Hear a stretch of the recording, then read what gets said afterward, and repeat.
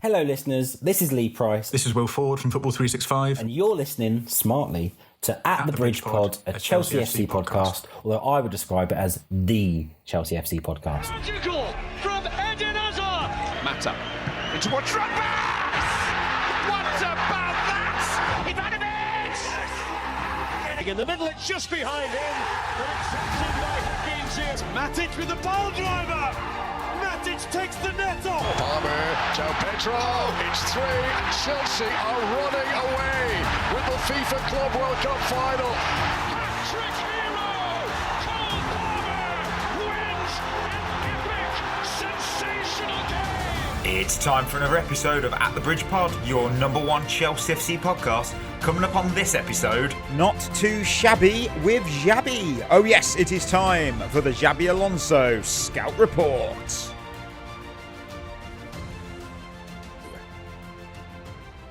Oh, welcome back everyone to another episode of At the Bridge Pod. I'm your host Mike, and I'm joined this virtual room roaring with lions, and I've got Birth's on. Everyone loves when Birth's on, and more importantly, when we gave that call out to the listeners on the Discord, so many reported back open, they really wanted to be on it, and we really appreciate that, by the way. That was so awesome. And we actually have our first Discorder on. That's not the first Discorder, but very good Discorder.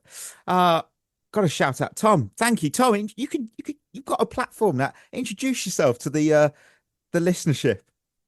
First of all, thank you very much for having me on. Lifetime Chelsea fan, for good and for bad. It's pleasure to be here. Oh, well, we appreciate it. It's a pleasure to have you, Tom. Exactly. You've been drafted up from the academy when Chris and Ollie have had they failed their late fitness tests. So can I just say, it's so funny. It's so funny that I'm on the podcast and Tom and Ollie. Not Tom, Chris and Ollie not on the podcast. It's massive. It's so funny. You're Romeo Lavia levels. But tell you what, Chris is starting to get Romeo Lavia levels for me now. I'm starting to concern myself. I'm like, what? Oh yeah. I still think I'm more of a Reece James than a Romeo Lavia. Yeah, I think that's fair. Yeah, I think that's fair. Look, moments of the weekend. Ollie's not here, which is fantastic because he doesn't have one. I'm joking. I love him. Berth. What moments of the weekend? Could be World Cup. Whatever you want. Yeah, I've seen the World Cup started. Played cricket Saturday. Won a tight game, which was good. Other than that, pretty standard weekend. Really, I didn't really do much. Spent it with my girlfriend. Just very nice and relaxed. So yeah. Fair play. Tom, what about yourself? So this is going to paint me in a much more interesting light than I actually am. But I was actually in Benidorm for a stag do this weekend. That's brilliant. That's so good. There is so good. And there is so much that could have happened on that we simply will have to save for the stag do pod. Fair play for coming onto a podcast after a weekend in Benidorm as well. Yes, there's a lot that we can't discuss now. Exactly. But, another stag time. Do pod. You know what? Obviously listeners know about my reading and stuff. I'm on book 20, by the way, at the moment. Jeez. So I know I'm doing well. Wow. I've shocked myself because I thought 12 in 12 and I've suddenly just gone, nah, screw this. So at the moment, I'm reading Clive Tills's autobiography, and I like to look into more about them while I'm reading and just get a bit more of a picture. So I came across an article he's recently done where he lists his favourite World Cup memories, and I found this absolute gem. So this is Clive talking about one of his fondest memories of USA 1994. And I quote, "I was in my hotel room preparing for my first game when the helicopters were flying over. O.J. Simpson had taken to the road in his white Bronco and all the police cars were in pursuit. And that story just took over everything. I was based on the West Coast and I actually took Terry Venables, then the England manager, on a tour of the two murder sites." It's just like, I was like, what the fuck is that sentence? Oh my God. Why would you take someone? Crazy. Remember, and by the way, this is fresh. This is fresh crime scenes when it happened. I'm trying to process why, one, you do that, and two, why you would call it a fond memory. Like, what the fuck? My word, Clive. Honestly, not for me, Clive. Not for me. I think it's a great story to tell, though. That is a great story to tell. I don't know if it is. I may have reworded it, but Like, what, Clive? Remember what best moments of the World Cup ever? Oh, well, I'll tell you this, and they're like, oh, it's going to be a massive moment. He commentated on. No. How we finding the World Cup so far? We're a fair few games in now. Fair few. I like it. Yeah, I'm not. Obviously, the times are a bit awkward, but from what I've watched, I've actually enjoyed it. I've enjoyed the atmosphere. I've got to shout out Mexico because the music they play after they score is absolutely. I love that. I want it in my everyday life, like when I go into the office at work, just like a mariachi band playing. I love it. I might pull that and make it as a sound drop. Please do. Tom, what have you took from the World Cup? Anything stood out so far? well, I guess there was a lot of chat beforehand about having these extra teams in it, but I think we, as we have seen today, their dreams could kind of like happen, and it's massive for these players and massive for the countries, and well, I'd like to the Brazil-Morocco game. Watching that, if England played either of those teams on that day, no chance of beating them. But it was watching it in a kebab shop in Benidorm was quite an eye-opening experience. But yeah, absolutely loving it.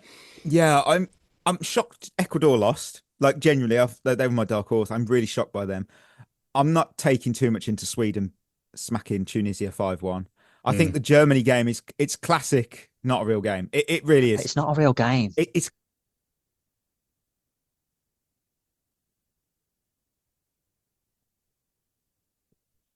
Is the problem with live podcasting. You just never know what's going to happen.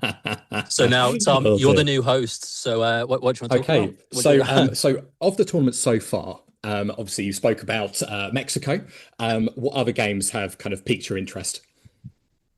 Japan, Holland really piqued my interest. I think Japan are going to be such a dark horse. Just their energy, the passing, the movement, technically very good as well. I don't think Holland are quite the team that they used to be, but I still think to get a draw against them is a very, very good result. So yeah, I think that's been my favourite game so far. But what about yourself? What have you been impressed by? Well, I think it's just obviously there's the game today, which was obviously Cape Verde holding Spain to a 0-0, and even had some chances at the end. But he's back. You are back. Don't worry, Mike. Look, we've got one Tom on the show. Naturally, you can all assume what happened. My cat Tom came in and pulled the USB cable out, which was my microphone. I just saw it go, headset switched on. And I thought, why is it doing that? Oh no, not again. Yeah, I'm here. Cape Verde, though, that is a massive story, and fair play. I'm happy to be shot down with the terms of what I said about 20 plus goals will be conceded between everyone who's new. But hey, Haiti have conceded one. Oh no, Haiti have been at the World Cup before. They weren't in my team, were they? It was Jordan, Cape Verde, Curacao, and was it Haiti? No, it couldn't have been Haiti because they've already qualified before. Jordan? I can't seem to count. Oh, DR. No, DR. No, it was Haiti who have qualified. Oh, no, it was Iraq. Yes, sorry. Iraq. Yeah, so we'll see how that plays. It's going to be interesting. It is enjoyable. Obviously, 2 a.m. games, I don't watch them because I've got to go to sleep. But, at the end of the day, it's a World Cup. It's hosted in America. That is the point of the World Cup. So it's a small annoyance, but, there's highlights. So let's have a look at Shevva Shoutouts. We've got AJ, keep the blue flag flying high. I live in Australia. Currently listening to this episode, getting my leg and arm tattooed at the same time in Bali. Less painful than the season was. Onwards and upwards. I think this might be the first time someone's ever listened to us whilst getting a tattoo, to be fair. Getting an arm and leg tattoo done at the same time is very, very painful. As someone who is covered by tattoos, that sounds sharp. That sounds very sharp on the muscles. When I read that the first time, in my head, I just sort of imagined the arm and the leg being like separate places to his actual body, like he'd sent them and shipped them to Bali. Because I was like, I'm getting my leg and arm tattooed at the same time in Bali. And I'm like, what? I think that's pretty amazing. Like, let us know, listeners, if you've done anything in particular. Be careful with that whilst listening to us. Oh, no, let's go. Right. And ironically, I've now got to say this particular listener's name. So congratulations on this name, Dixie Enormous. Yes. Nice. On the topic of international listeners, greetings all the way from Malawi. I'll leave it up to you on whether this is my real name or not. Love the pod. Keep up the good work. And I think, first of all, I've got to say to them, congratulations on your large appendage. Congratulations. Still, You know, it'd be really funny, right, if it was actually his real name and someone just is literally just sat behind a computer screen going, Look, I think it just I've got to say, it just blows my mind that we've managed to reach people across the globe. Like, I absolutely love it so much. It's just so cool. And I looked into Malaya. I love my geography, and I looked into it, and I'll bring up something that Dixie will know all too well. The country is home to the massive Lake Malawi, which covers around 1/3 of the country, and it stands as one of the largest lakes in Africa. And I also did some more looking into it, and I saw that I hope this is pronounced properly, Malapi pillars in the Chikala Hills. I thought those were absolutely beautiful. I instantly wanted to know more about how they were formed. And of course, naturally, we'll save that for the geography podcast because I won't go into depth on that. But genuinely, it's still amazing. Absolutely amazing. We have so many listeners from across the globe. So it's pretty cool. It's so awesome. Thank you, of course, for all your reviews, your comments, your thoughts, everything you put in our comments. We really do appreciate it. And if you want yours potentially read out, head over to Spotify, drop one on this episode, and we might get a shout out on the next one. So with that, let's hit some news. Well, we've got some small news and then some bigger news. So to make sure you stay with us, I'm going to do the small bit first. The charcuterie board is, we had something reported by German outlet Bild via the Bayern account Mir San Mir over the weekend. And that report was that the Dortmund manager, Niko Kovac, advised Bayern against signing Jamie Gittens last year when he was contacted by an employee at Bayern and to ask for an honest opinion. And apparently Kovac is said to have made it more than clear that he considers Jamie Gittens not professional enough to succeed at Bayern. And they abandoned their pursuit of Gittens and went all in on Luis Diaz, which on face value, I thought that's pretty damning, isn't it, Jamie Gittens and his attitude? And then I thought, let's hold our horses before we go mad here. And I did some digging because back to June of last year, I found the same source tweeted for Fabrizio Romano. So they clearly were valuing this view, that stated Bayern tried to hijack the deal for Gittens to Chelsea, and they did everything to the very end, and they were unsuccessful. I would also like to point out that Kovac was the Dortmund manager when Gittens moved to Chelsea. Why would, guys, the current manager of Dortmund, who was sacked by Bayern, give accurate advice on one of his own players? I just don't buy it, honestly. I think Dortmund don't want to strengthen Bayern. Obviously, they had no choice with Goetze because release fee and Lewandowski went on a free. I just thought it was all nonsense. I honestly, I've not seen or heard anything about Gittens' off the field attitude. You know, he's had a rough season. Injury, that's not his fault. Not really. Not of our team. It's just a load of nonsense. I can't really make a judgment on his attitude because I'm not seeing enough of him really to cast that judgment. But I see what he's saying. Like, you're not gonna sell arguably your best winger to a rival. Yeah. I mean, I'm sure Bayern are really good. They got Luis Diaz instead of Jamie Gittens. But yeah. But yeah, it's just like I guess I can kind of see it. Like, is he good enough to play for Bayern? No. Could he be being honest with them? He might be, but I think from a logical standpoint and a common sense standpoint, if you're putting two and two together, he's not going to want to strengthen a division rival, is he? It's what? Yeah, go on, Tom. I was going to say it's an interesting one because, like, if it is true, it's always convenient when it's a year later. Yeah. It's like, this time last year I said this. Second of all, if it is true, what do Dortmund think of that? You know, their manager speaking to another club and telling them not to buy their players. It just doesn't make sense to me.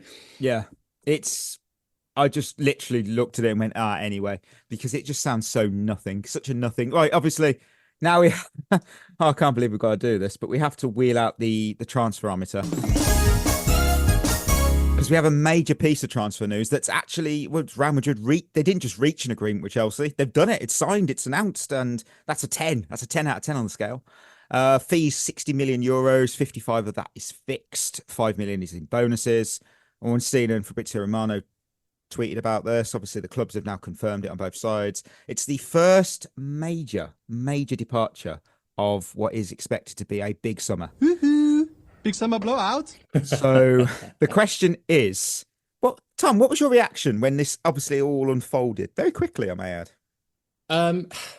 It's a difficult one because I'm gutted because I liked Cucurella, but it seems that it was kind of good for all parties. You know, he wanted to leave. We've got a good amount of money. He wanted to go back to Spain. Now, interesting thing with Cucurella is he actually lives close to where I live. And he is quite often seen around town. He's a really, really nice guy, takes selfies with all these people. But do you know what? If you look at his season, he's not on the up. He kind of had a bit of a declining season. And to be fair, he's got Jose Mourinho written all over him. And it just kind of makes sense to me. Gutted, but it is what it is. Yeah, Berth, what do you think? Yeah, I'm kind of in the same boat, really. Obviously, he is a good player. I wouldn't say he's irreplaceable by any means, but look, we've got our money back on him pretty much, and he clearly wanted to go to Spain. If any player doesn't want to be there, then there's no point in keeping them because that's just going to make the club even more toxic. So I think it's a sensible move for both parties. I think the more interesting question is, what do we do now as far as left backs go? Because having this discussion earlier, like, we're not going to play, but I hope we don't play Hatto or Colwell at left back. And I don't know, Xabi Alonso likes a 3-back with wing backs, so I don't see them fitting into that mould. Is he going to play Garnacho as a wing back, or Neto as a wing back, or Estevao? So it's going to be interesting to see how we replace Cucurella and who with. But yeah, it moved very quickly, which is what I'm really shocked at. But I'm kind of not surprised as well. I mean, I said on our player ranking episode that I expect him to leave. I also predicted that not many Chelsea fans would be losing sleep if he did. I'm not knocking him.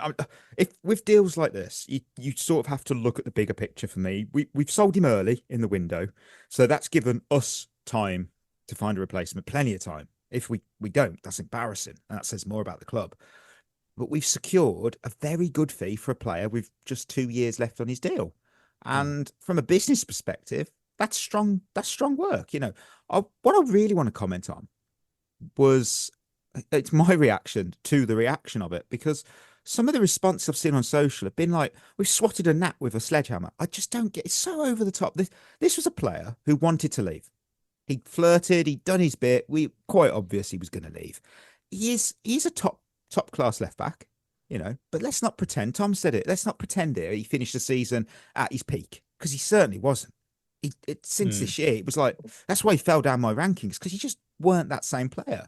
And the way we're comparing, some fans on social are comparing this departure to how we lost Hazard or Costa, and that we're going to fall apart. We're going to fall apart. It's crazy, because they were like, oh, this is that meant when we lost a key player like that, and it's like, oh, we're going to fall apart. And I thought, that's just ridiculous. We've had 4 years out of him. We've won 2 trophies during that time. And we're making a profit on the books. I know you're going, oh, you're pure profit. No, but we've made a profit on a player. Yeah, technically we've broke even with the fees, but that's not really how it works in this modern world. It's about book value. We've made a profit. That's the reality. And Berth, spot on. If you want to build something, you don't keep unhappy players in the squad. That is absolutely asking for toxicity build-up. And Chris said something weeks ago. You look at our neighbours, Arsenal. Mikel Arteta came in, Mesut Ozil gone. Aubameyang was the next to be gone. That's 2 top-class players. Whether you rate them or not, they were top-class players. They didn't want to be at Arsenal. They moved them on.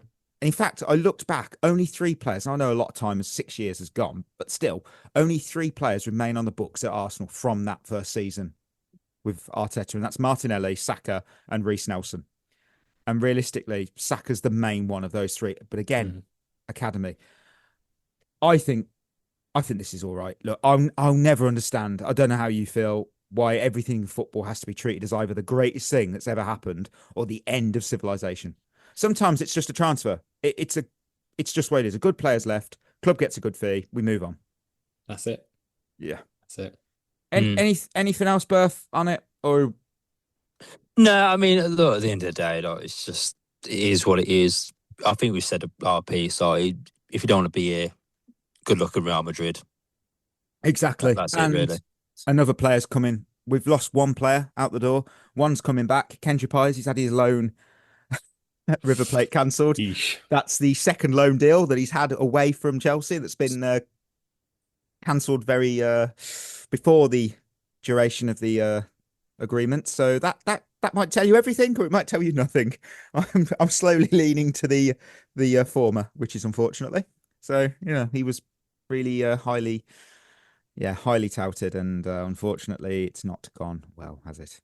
It's very concerning when you have a young player getting that feedback from when you're trying to get loans on them. Like, what kind of attitude does he have if that's what we're getting from these clubs? It's the boy needs to have a think.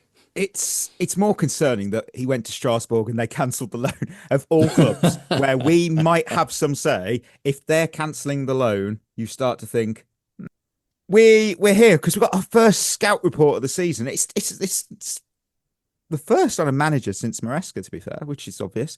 Brand new manager. Yes, manager, not head coach title to be found here anymore. No, Xabi Alonso to Chelsea. And you know what? We've just got it in little breakdown, little stages. So section 1, it's just who he is. Who is he? Well, when we appointed him, we're not just going to be bringing in another young coach, are we, with a good rep? We're bringing in one of the more respected football minds of his generation, at least. And as a player, obviously, Alonso was the definition of control, because I know some younger listeners might not remember him too much in his playing days, but he was at Liverpool, Real Madrid, Bayern, and of course, Spain's golden generation that won all that they won. And he always was a man in the middle dictating the tempo. He read the game 2 or 3 passes ahead. Classic Spanish midfielder. And what's fascinating is obviously how naturally those qualities have transferred into his management game. After retiring, he didn't jump straight into the spotlight. He worked with Real Madrid youth teams before taking charge of Real Sociedad B. He spent several years learning the trade away from those headlines, obviously. And that's where we first started to see the foundations of the coach he's become. He experimented with his different systems. He's developed young players, and then he built that identity, and it was focused on control, intelligence, and positional superiority. So obviously the big move was Bayer Leverkusen. And when that time arrived, they were in big trouble. They were sitting near the relegation zone, and they had no real direction. And amazingly, 18 months he had transformed them. And it's one of the greatest seasons in modern European football, let alone German football. They win the Bundesliga without losing a single league game. Bayern Munich's 11-year dominance gone. They lift the German Cup, and they lost only one match in all competitions across the entire season. That was a team that knew they were never beaten. This was a side that were meticulously coached every single week. And I think as well, what was the most impressive thing weren't the trophies, actually. It's how quickly Alonso established a clear footballing identity. The players, they improved dramatically, because 18 months turnaround from relegation fodder to unbeaten champions. The team, so flexible. Opponents struggled to break them down. And no longer was Alonso a prospect. He was a finished article. So we've got the man capable of hopefully leading the next phase of the project. Obviously, the question is, can he replicate it? So here's a question. Is Alonso's rise the perfect example of a manager who's learnt the job the right way? Or do we as Chelsea fans need to be a little cautious because of that time at Real Madrid? What do you think, Berth? What do you think? I think naturally with Val, he's still very young in his managerial career, to be fair. Let's be honest. Obviously, he didn't have a great time at Real Madrid, but I was looking at his record, and it's actually not the worst record at Real Madrid, to be honest. So it's a hard place to go and manage. I don't think you can really judge him on that. I think if you judge him on Bayer Leverkusen, then winner. I've said his style of play, his players. I think it's promising. And I've said this before, but I think it's the best appointment we could have made. Obviously, he's a legend of the game. Footballing IQ is right up there. Played at many big clubs, won trophies at big clubs, which is always a major thing. And he knows the Premier League, and he knows what big clubs like Chelsea will expect from him. So I think it's a very good appointment. It's easy to get excited about it, but also you have kind of just take a slight step back and think, okay, still very young.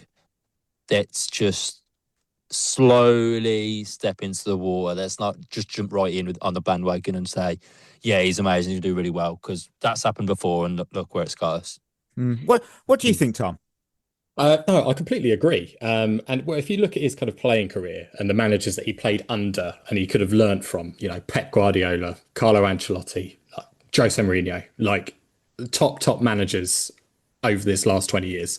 I think we can discount the time at Real Madrid somewhat due to the fact of that he tried to implement his style of play, and he had, well, Vinicius Jr. and Mbappe, who didn't want to press, didn't want to do stuff, so he had to change.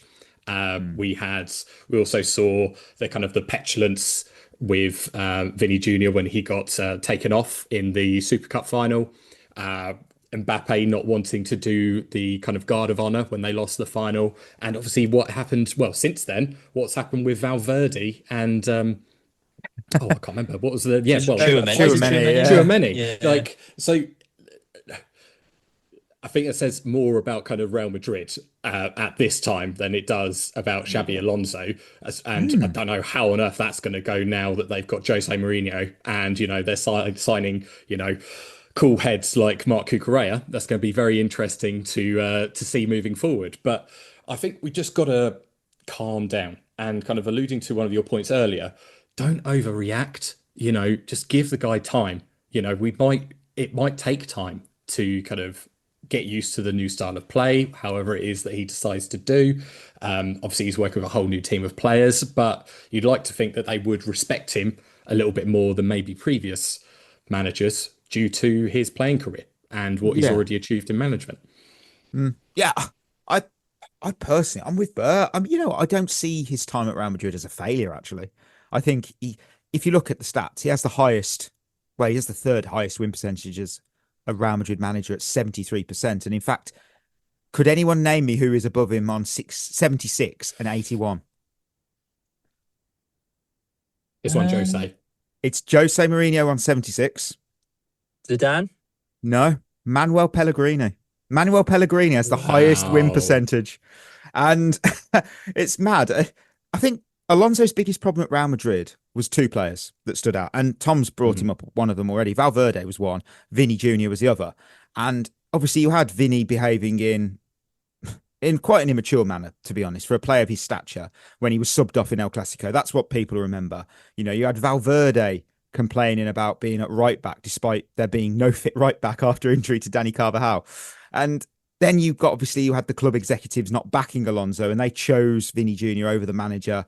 I think when you look at that's a lose-lose situation. You can't, ironically, for Chelsea fans, for me to say this to you all, you can't run a club where a player has more say than the manager. It doesn't work. It's a bit like it's like a kid. They've been told no by one parent and then they sprint off to the other, hoping they'll get the answer they want. We've seen that as well at Chelsea more times than I would ever like, and I don't like it. And if a player isn't happy, that's fine. That's absolutely fine. We're all people.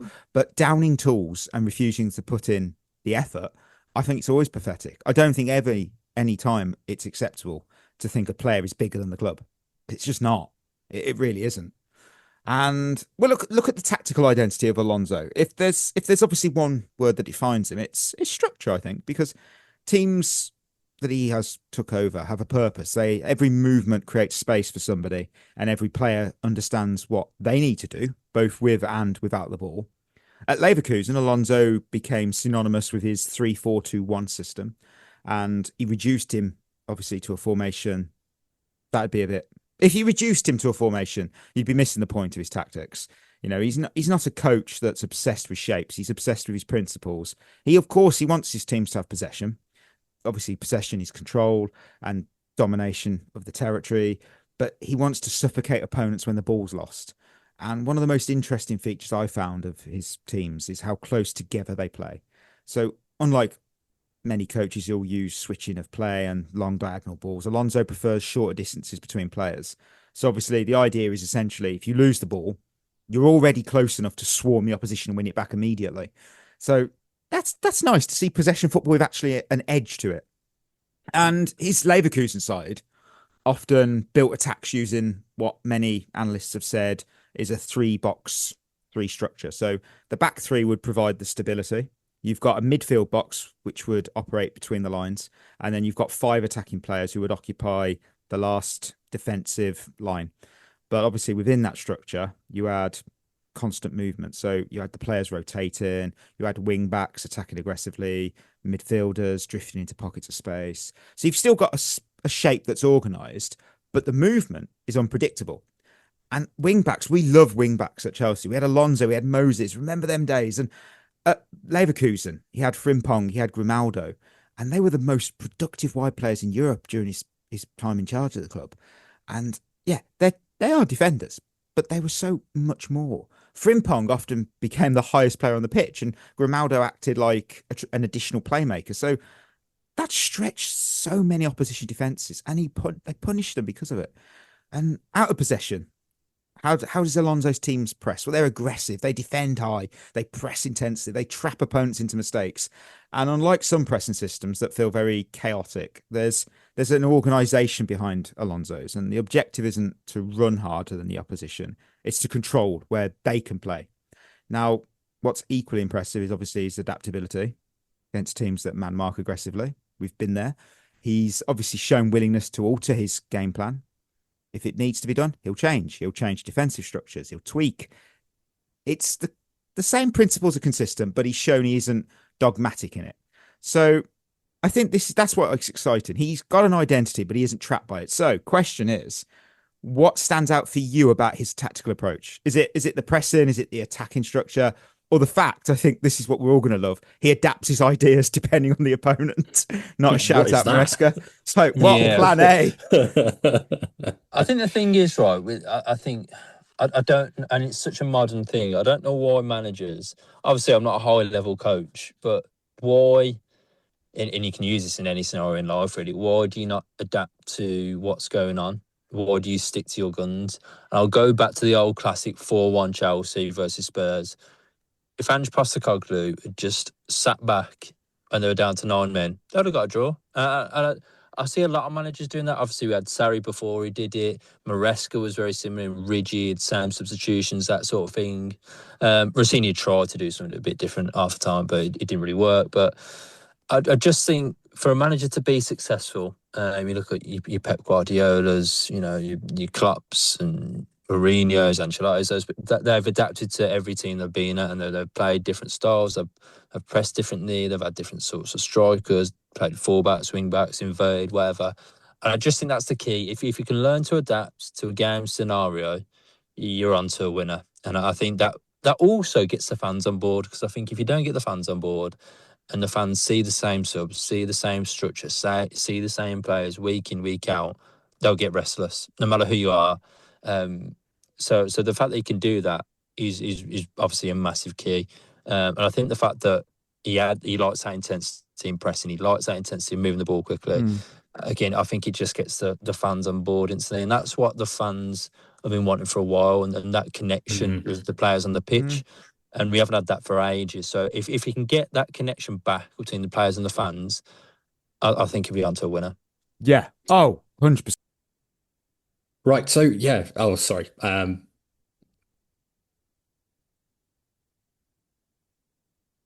sorry. I lost you there for a second. No, let's go ahead. Okay, no, cool. So, yeah. So following on from what Berth was saying, like, we look at the players that we've got, and we've always been good on transition.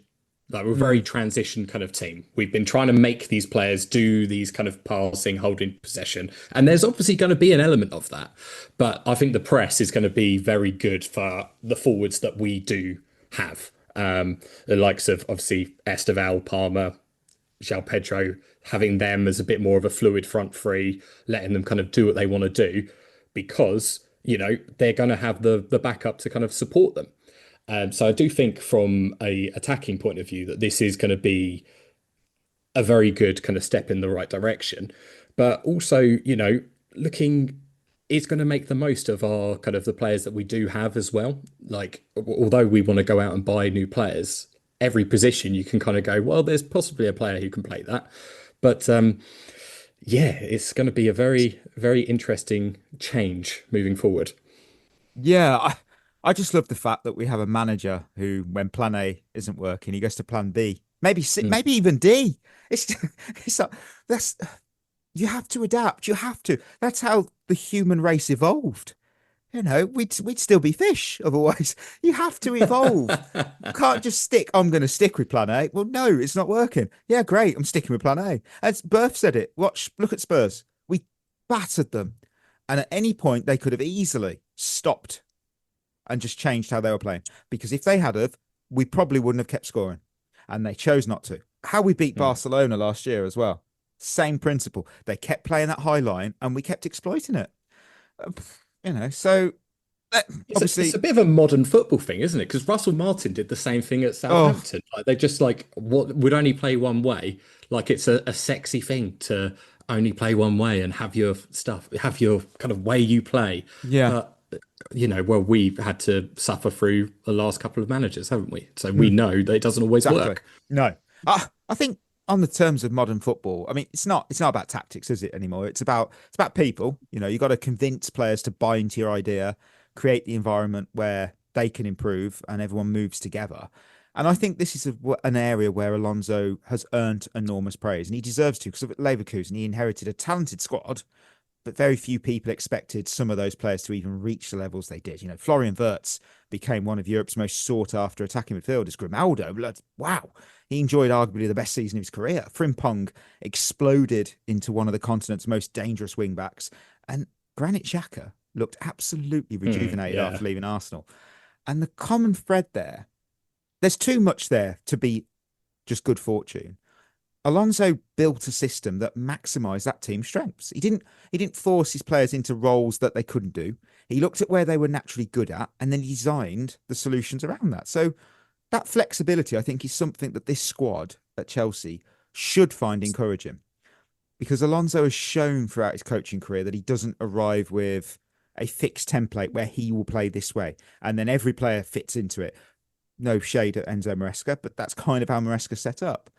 And Alonso at Sociedad B used different formations. At Leverkusen, he evolved the team over time. Even at Real Madrid, he did adjust structures depending on obviously the personnel involved and the opposition. And one constant is players speaking highly of Alonso's communication. And of course, being one of the greatest midfielders of your generation probably helps. But obviously, when Alonso explains his football, players are listening. There's a natural authority, I think, that comes from winning everything in the game. He's won everything. He's won Champions Leagues. He's won titles. He's won the World Cup. He's won the Euros. There's a lot of, you got to respect someone who's been part of those squads. He's not been a bystander. He has been key part. And now the challenge is, when obviously you're managing different dressing room dynamics, can he do it at Chelsea? Because at Leverkusen, he worked with young, hungry players, eager to absorb his tactics. Real Madrid, obviously reports suggested he found it harder to get the universal buy-in because obviously they're all global superstars. I think Chelsea now sits somewhere between those two extremes. You could argue that Fernandes and Cucurella were the superstars of the squad. I don't know, some people are going to go, really? But they're the ones that have won a major trophy on the international stage. Cucurella's got his Euros, Enzo's got his World Cup. So I think it's not, one of those players has gone. I don't think it's going to be as hard for him, to be fair. And this current squad is obviously one of the youngest in the Premier League. We know that. Many of these players are still developing. Many are still looking for some guidance. And I think in theory, that should create a more fertile environment for his coaching than obviously a dressing room full of players who have already won everything like at Madrid. So, you know what, Tom? Which Chelsea player do you think could see the biggest improvement under Alonso's coaching? Who do you think is going to be the surprise success? So I've got two, and I've got two for a reason, in that one of them might leave. And if that's the case, I'm going to look stupid. So I think one of the players who could have a real kind of big impact and improve is Malo Gusto. Playing as a right wing back, not necessarily having to, not that he won't have to defend, but the boy's just got to run. He's got to run. He's got to get it, run past Palmer, Esteval, whip the ball into the box. He's not had a great season, but we see flashes. We see flashes of a player who can do something, but not necessarily been playing to his strengths. Now, my other one is a little bit rogue in that he's one of our kind of better players anyway, but I think he's going to bring the best out in Levi Colwill. You know, his passing range, all of, starting the moves, breaking the lines. I think it's going to be great for his game. For a player who's already on the up and up and hopefully he can stay injury free. You look at the way that Alonso set up with Leverkusen, it all starts from the back, and they had the quarterback kind of player. And if that's going to be Colwill, whether that's going to be Reece James, whoever, I just think Colwill will benefit from being in a free and being able to ping the ball about into the midfield. Yeah, I love that. I think my player that stood out was someone that Chris had in his top 10 player rankings last episode, Valentin Barco. I know people have gone, oh, you can play left back. I know, but I could see if Enzo does indeed leave, I think Barco could come in, and I think by Christmas, I think when we're all opening our presents, we're starting to think, I really hope this is a Barco shirt. I genuinely think he could do really well. And that's not someone going, you've been given the PR brief. No, I rated Barco at Boca. I did. That was the truth. And when Brighton picked him up, I just thought, oh, for sake, because I would have liked us to have grabbed him. So now we've got him. I would love it. It's a bit like Ayoub Bouadi. I'm not shocked he had a great game for Morocco, because I remember when we did a little look over the rumoured wonder kids we were looking at last season, and I think Chris and I on that episode picked him as our standout wonder kid that we wanted. So it's not, I would still love him now. So, but Berth, who's a player you think could be seen as the biggest, who could get a big improvement? This could be a really, really, really rogue shout, but I'm going to go for it. I'm going to go for Pedro Neto. Wow, Chris, I considered it. I considered it as a wing back. Yeah, because I genuinely think he's actually going to play him as a wing back, because I think he's going to play Reece James as probably more. I think he's going to like Reece James in centre mid, or maybe playing that quarterback role at centre back as one of the three. So I don't think Reece James is going to be utilised as a wing back, probably due to his injury concern as well. But I think Neto, with his pace, and you look at past wing backs that used at Leverkusen, Frimpong, not great defensively. He's gone to Liverpool and plays as a winger.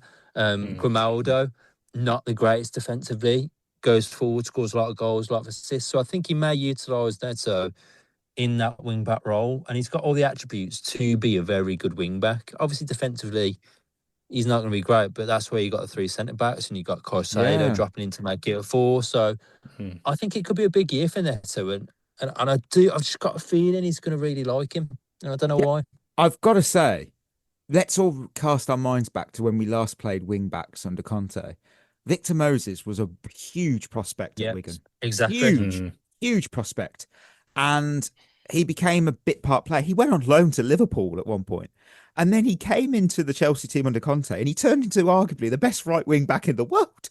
Victor Moses, a player who was once a highly touted prospect, became a journeyman player who was just going to bounce around the leagues. Eventually he'd find a club, but suddenly became a key part of a title winning team. Pedro Neto could easily make that. You never rule anything out. When we play wing back roles and Chelsea, just seem to work. I would at the minute, genuinely, the selfish shot I was with Gusto at the back end of that season. At the minute, I'd rather Neto at wing back anyway than Gusto at the moment. I can understand the point. I can. Yeah. So what can Alonso bring? When you look at Chelsea's squad through the lens of Alonso's football, it certainly fits immediately. There's some fits there, I think, that jump off the page. You know, obviously Cole Palmer is one. Obviously, Alonso's system revolves around intelligent creators that operate between those lines. Florian Wirtz, he was obviously the jewel of that Leverkusen side. He drifted into the spaces. He received the ball. He could then get at opponents, hurt them. And Palmer does possess many of those same qualities. And if Alonso can unlock him consistently, because that was the problem. You know, his first season was outstanding. His second was a drop-off. We expected a drop-off, but it was still a good season. This recent one has been absolutely, disaster. But we could have one of the most influential players in the Premier League. And we want to see that Palmer back. We do. And obviously you've got Enzo Fernandez. Now, obviously, Alonso's midfielders aren't just runners. They're the connectors. They progress play through tight spaces. They break that line with their passing. And Enzo's got absolute great vision, and he is a technically quality player, and he could be perfectly suited for this.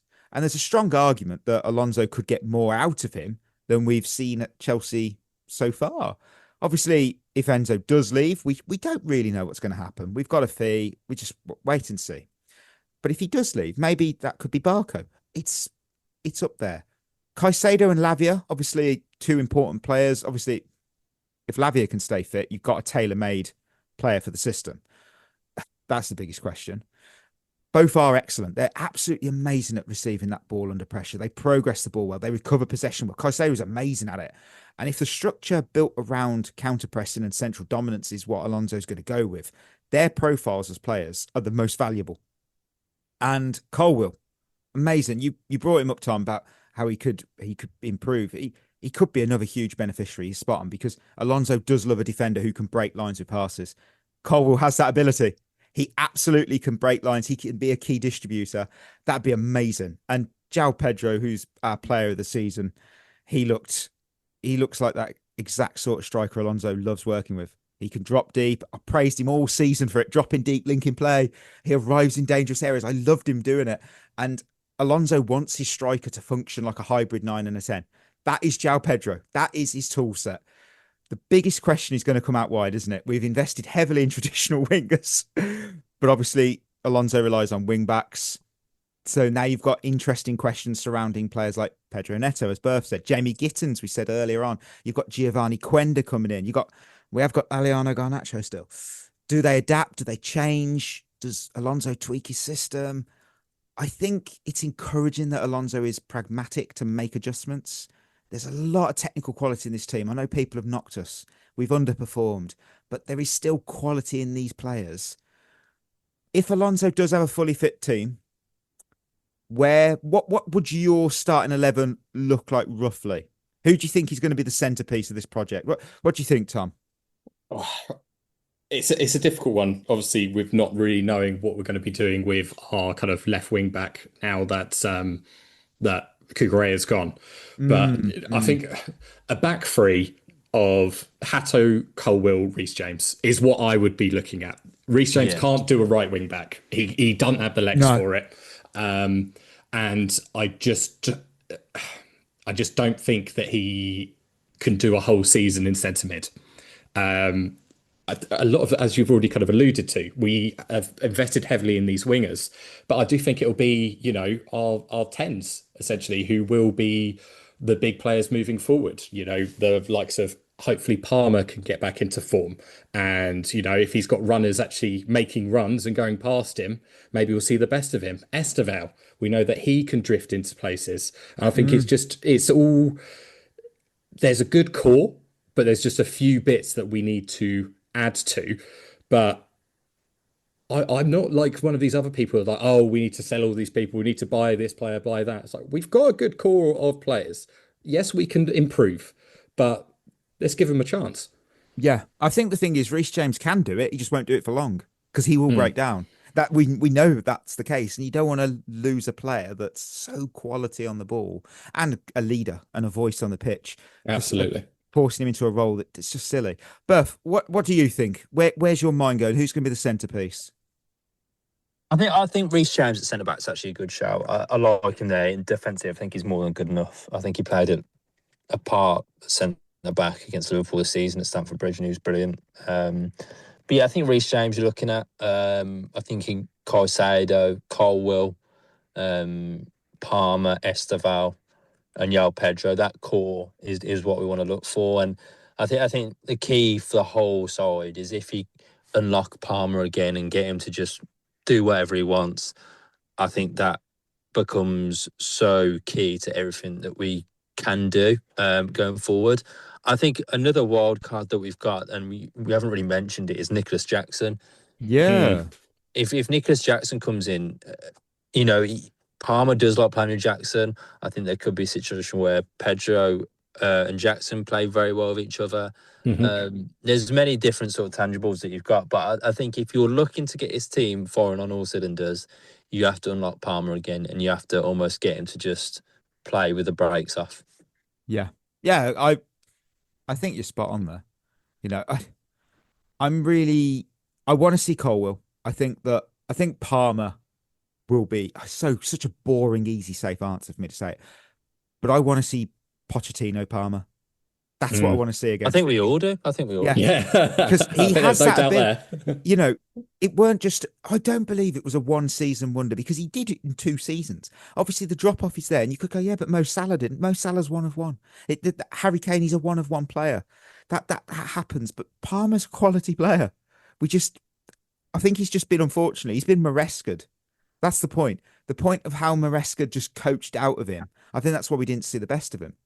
So we obviously have risks. That's how we'll end this Alonso breakdown. The risks and the big question. So we are excited. There are genuine risks attached to it. Obviously, for all of Alonso's achievements, his managerial career is still relatively young. Berth is spot on when he mentioned that earlier. Leverkusen's title winning season was extraordinary, but football history is full of coaches, isn't it, who produced one incredible project before struggling elsewhere.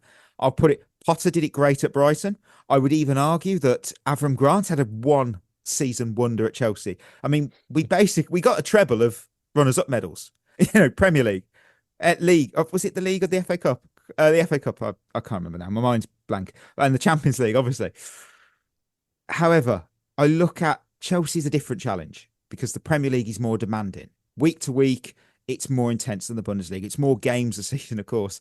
The scrutiny is obviously relentless. Every defeat is a headline. It's Chelsea, you've just lost a game. Headline. Every tactical decision is going to be dissected. Managing Chelsea is always going to bring another layer of complexity because expectations remain enormous despite this long-term rebuild we see. We saw it with Liam Rosenio. He could have, if he'd gone to Brighton, he could have worked out because the scrutiny isn't there. But at Chelsea, mate, your expectation is win. Did you not win this week? Oh, that's a fail. You have to get off the ground running. And there are squad questions too as well, because does Chelsea have the right wing backs? Do they possess enough physicality in the defence? Can players stay fit? My word, we said that more than once this last season. So that Alonso football requires intensity. It requires concentration. You have to be disciplined. Those standards have to be maintained. And there's a few players, when I say discipline, you're starting to already think of certain players. They might play on the left wing, but there's a broader challenge, obviously, when you build a team in his image. Chelsea's hierarchy, they've shown faith. They've appointed him as a manager, keyword, rather than head coach. We've got to have this collaborative recruitment. I think the success is going to depend heavily on that alignment between Alonso and the sporting directors, which I guess is a make or break other managers in our ownership so far. I think it's difficult not to understand the excitement. I'm very hyped. You know, we're not appointing a coach whose ideas are of another era. We're bringing in someone who represents modern football, where it's heading. He's sophisticated tactically. He's adaptable. He's respected as well. And we're not in the European spot, so we need someone who can bring interest in, who players want to play for. Nothing's guaranteed. It rarely is at Chelsea. So hopefully Alonso will be given time to implement his ideas, and there is a possibility we could be witnessing something special. So the pause point for this question, everything we discussed, tactics, squad, the risks, where are your expectations for Alonso's first season? And what would you consider a successful year one? Tom, what do you think? Well, it has to be Champions League. We have to get into Champions League. It's where we should be. And I think just a good cup run again, like get to a final. You know, we've only got one game a week, so we can focus on the kind of the League Cup, the FA Cup a little bit more. And but yeah, Champions League is for me, a minimum that we should be looking to achieve next season. Yeah, you've read my notes.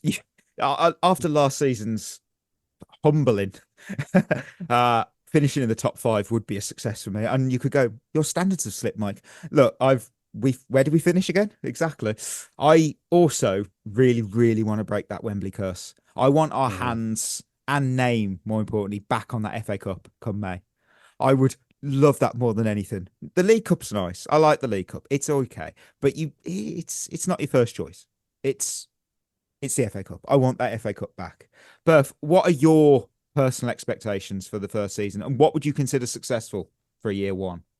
I think Champions League, you got to start with that base. I think if you get top four, generates excitement, gets players more interested. They want to come to Chelsea. I'd love a cup run. Of course, I think everyone would want a cup. I'd take this Johnson's Paint Trophy right now. Let alone. Oh, are we in that? Can we get in there? Don't tempt fate. It'd be nice to get a trophy, but I think the main thing is just to get back into the Champions League and get that consistency back of getting top four every year, because we've really been so up and down recently. So that'd be the main thing for me. It's a tough one. It's a tough one, but yeah, I think top five, a trophy, mate. If I'd take top five right now, if we're in that, when you know what, if Alonso can get us top five and a front of shirt sponsor, I think that's a successful season. My word. You know what? We will. We've got a little bit of time. We'll end it with one of our classic games. I eat arse. You a fan? Oh, I'm partial. No. I just admitted you're a fan of the flag. Oh, sorry. Steve Sidwell stamp collection. Tom, you know how this plays, don't you? Yeah, and I'm going to be awful. Oh, don't say that. Don't say that, because today's theme is World Cup runners-up. So every player today has a runners-up medal from a World Cup.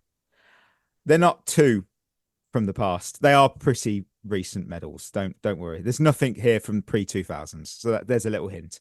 So I will go to, you know what? Tom can kick us off. I'm going to give you Giovanni Van Bronckhorst.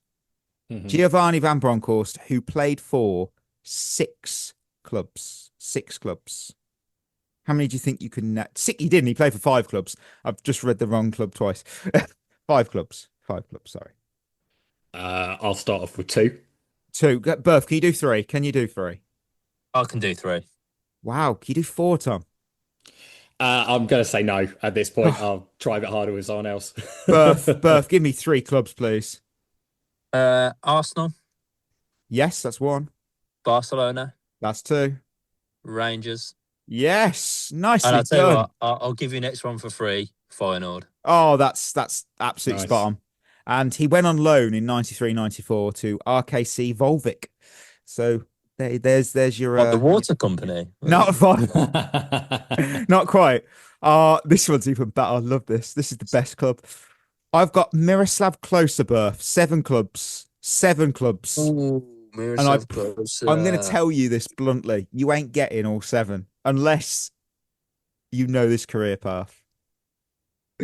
Oh, I've been 4. 4. You know what? If you could name 4, I think that's justified. What do you think, Tom? I think I can only do 3. Go on, Berth. 4 clubs, please. Lazio. That's 1. Bayern Munich. That's 2. Werder Bremen. That's true. That's 3. Kaiserslautern. I never know how to say that. That is correct. He also played for FC Kaiserslautern 2 for 2 years. He played for FC 08 Hamburg and FC 08 Hamburg 2 for a decent while. This is why I've included him, because I was like, wow, he played a good 15, 18 games for both. That's a bloody hell. Played 50 games for Kaiserslautern 2. It's amazing. So, yeah. It's a bit unfair to have those sorts of teams in there, I think. Well, technically, Thiago Silva played for Porto B before he eventually did join Porto. So it still counts. He played for that team. It's a separate team. You can't play each other if you're the B team. You're not allowed. So I will go. Tom rounds us off. We've got Ivan Perisic, and I didn't count the clubs up, so I'm going to quickly do that now. I've got 1, 2. He played for 3, 4, 5, 6, 7, 8, 9, 10. Played for 10 clubs. How many do you think you can name? I reckon I can do 5. Wow, that's not bad. That's not bad. Berth, can you do 6? Yeah, go on, I'll go for it. Ooh. Tom, do you think you can do 7, or are you going to give Berth his shot? No, I'll give him his shot. I'm gutted because I think I could definitely do 5, but go for 6. Go on, Berth. Can you do 6? PSV. That was his last club. Spurs. That's 2. Inter Milan. 3. Bayern Munich. 4. Wolfsburg. That's 5. Dortmund. 6. You've done it, but I thought you were just going to go and showboat there. And I want to say, was he at Hadrick Split not too long ago? Yes, yes, he went to Hadrick Split on loan and permanently. He also, obviously, I'll go from most recent to furthest away. PSV, Hadrick Split on loan. Spurs, Bayern on loan. Inter Milan, Wolfsburg, Dortmund, Club Brugge. He went to Roeselare, I think it's pronounced, on loan, and he started his career at Sochaux 2.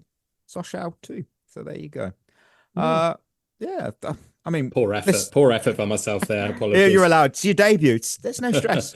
And also, to be fair, most people lose against me on this game. I am very. This is your game. Listeners, we're at the end of the episode, but I want to, before I say thank you to you for tuning in, I want to say thank you for Tom for giving up his time to be on this show. It's absolutely been amazing. Honestly, natural, amazing. Well, thank you very much for having me. I appreciate being here. Oh man. Oh, it's been a pleasure, truly. Thank you though, listeners. Thank you for tuning in. And of course, before we go, don't forget, we are always proudly partnered with Head in the Game, a mental health charity in football support, wellbeing and community. Check out more on headinthegame.co.uk. Of course, check in with each other. Look after each other out there. Your friends, your family, your colleagues. Just look after. It's teamwork. That's what's important. So treat yourself well. We'll be back Thursday. I believe we've got the quiz episode. So I'm sure Chris or Ollie are going to be loving that if they don't pick up a win, because Chris is absolutely massive. I've got a special Happy Hunting Grounds for the World Cup that I've made myself. I don't know if it's going to be any good, but I've made it, so it better be good. I've said that. So yes, until then, that will be us signing off. You've been listening to At the Bridge Pod, a Chelsea FC podcast. Follow us on Twitter and Instagram by searching for At the Bridge Pod. And if you're listening on Apple or Spotify, leaving us a review is always appreciated.